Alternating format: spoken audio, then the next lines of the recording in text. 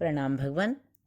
आत्मदर्शी बाबा नगीना साहब जी के द्वारा रचित अद्भुत ग्रंथ वेदांत वचन। और भगवान कर्मकांड चल रहा है, तो दो कांड थे जैसा कि ज्ञान कांड और कर्म कांड। तो कर्म कांड चल रहा है, कर्म कांड का आज दूसरा अध्याय ले रहे हैं भगवान।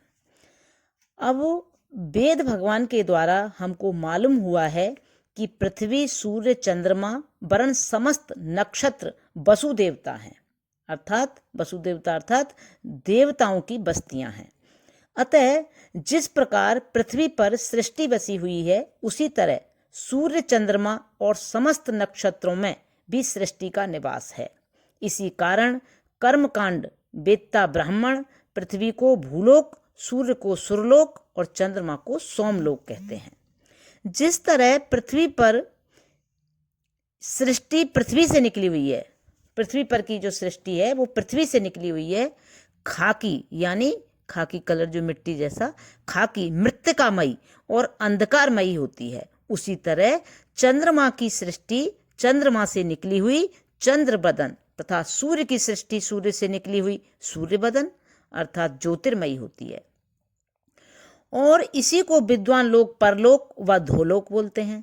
यह एक विभिन्न परलोकीय चक्र उसी प्रकार चलता है जैसा कि पृथ्वी चक्र में संकेत किया गया है।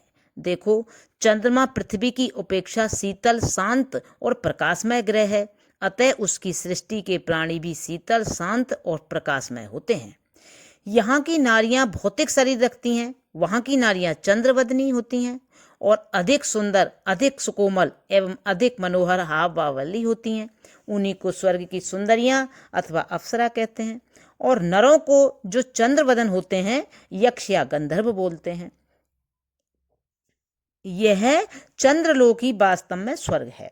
फिर यहाँ के खाने पीने और पहनने की वस्तुएं भी चांदनी यानी चमकीली होती हैं, इसलिए बड़ी शीतल, बड़ी सुहावनी, सुस्वादु और सुखकर होती हैं, वरन ऐसी विचित्र होती हैं कि भौतिक प्राणियों के विचार में भी नहीं आती, ख्याल में भी नहीं आती। इसी कारण ब्राह्मण यहाँ के निकृष्ट भोग छोड़कर चंद्रलोक के भोगों की अभिलाषा में व्रत और तप करते हैं। पार्थिव पहनावा यानी तन तमोमय है, इस कारण आत्मा के चमत्कार इसमें पूर्णता नहीं होते, वरन निकृष्टतर होते हैं। उस लोक में शारीरिक पहनावा देह प्रकाशमय है, इसी कारण आत्मिक चमत्कार शुद्धतर प्रकट होते हैं। यही कारण है कि वहाँ के प्राणी अपने अपने मनोरथों के पाने में समर्थ और संतुष्ट होते हैं। सूर्य सब नक्षत्रों की अपेक्षा अधिक प्रकाशमय है। यहाँ की सृष्टि और संकल्पमय तन रखती है, शरीर भाव की वहाँ गति नहीं, और यह सबसे सुंदर शोभायमान है। यहाँ के भोग और सुख सबसे बढ़कर हैं, क्योंकि उनके सौर तन जितने ही शुद्ध हैं, आत्मिक प्रभाव उतने ही अधिक पूर्ण और प्रबल हैं। इसी कारण यहाँ की सृष्टि सत्यकाम और सत्य संकल्प होती है, और यही लोक सुरलोक और यहाँ की सृष्टि जनता यानी सूर्य या देवता कहलाती है।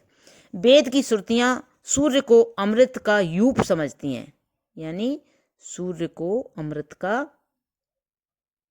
यूप समझती हैं। यूप मतलब स्तंभ समझती हैं, और देवताओं को मधुमक्षिका की भांति ख्याल करती हैं, सोचती हैं, जो इस अमृत को खाते हैं। और सर्वोपरि इसमें परमेश्वर दर्शन का आनंद है कि यहाँ वह प्रजापति का दर्शन भी पा सकते हैं। और सर्वोपरि इसमें परमेश्वर दर्शन का आनंद है कि यहाँ वह प्रजापति का दर्शन भी पा सकते हैं। प्रणाम भगवान। अब यहाँ से आगे कल कर्मकांड का तीसरा अध्याय लेंगे। आज दूसरा अध्याय पूर्ण हुआ। प्रणाम भगवान। ओम शांति शांति शांति।